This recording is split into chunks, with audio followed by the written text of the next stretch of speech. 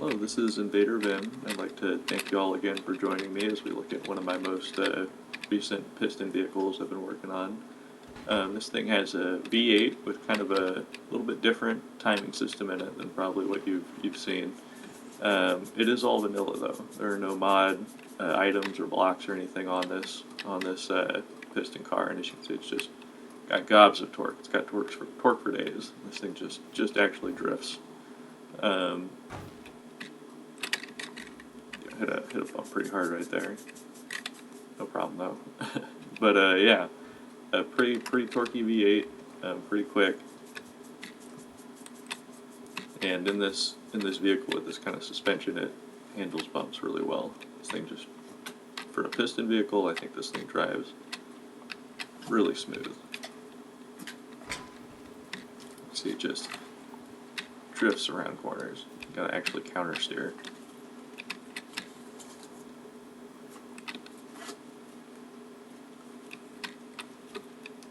But we'll go ahead and kind of take a look at what this thing looks like and kind of how I put it together. And yeah, go from there. These are sensors that you'd normally use for firing your piston engine. You see it's not hooked up to anything, it's just, we're just spinning this, and this is just to demonstrate a point. So when you turn this on, you can see that the sensors fire past, the point that you would want to stop, right? And you can even, a lot of times you'll see timing things like this where they go to here, even to here. And normally this would spin around, right? Kind of to adjust timing with advance or retard it, whichever. But just for this, we're not doing that. I just wanted to point that you can see here it's actually still firing past, the cutoff, right? So what I've done is I've used a bit basically to turn on and off, and one sensor turns it on and the other one 180 degrees turns it off. So this works with like 2 cylinders, 4 cylinders, but like 3 cylinders or 6 cylinders, stuff like that this won't work with necessarily. But to kind of give you an idea, this is a single piston, so I kind of give it a smack. But you can see it just turns that bit on and off, and it doesn't matter if it goes out past it because it turns it off, right? So we're not getting any overextension.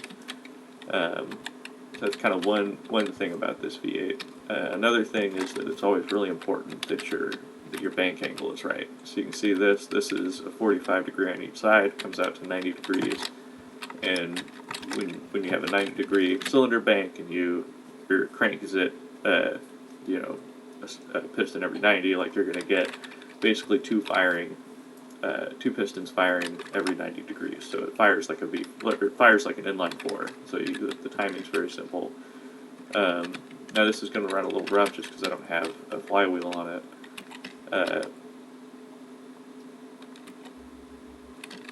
But you can see it actually still runs surprisingly smooth. But yeah, so cylinder bank, really important with the V motor. Also, it doesn't fire past 180 degrees. So I feel like a lot of problems come from those pistons trying to extend past 180 degrees, where it's like basically, it can't push anymore. It's going around the circle. But yeah, so that's kind of what's going on there to make this thing run so smooth and with so much torque. But looking at our vehicle again real quick, it's just the same engine. I went with a transaxle, going across, just it's a lot less problems. The gears in this game aren't exactly the happiest thing.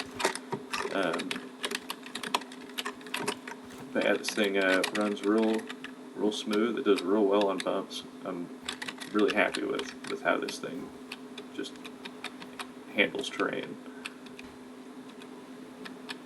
And just how much torque it has. And it's all vanilla. There's no suspension glitch, nothing like that to make it, not flip over or anything. It's all just properly built and tuned.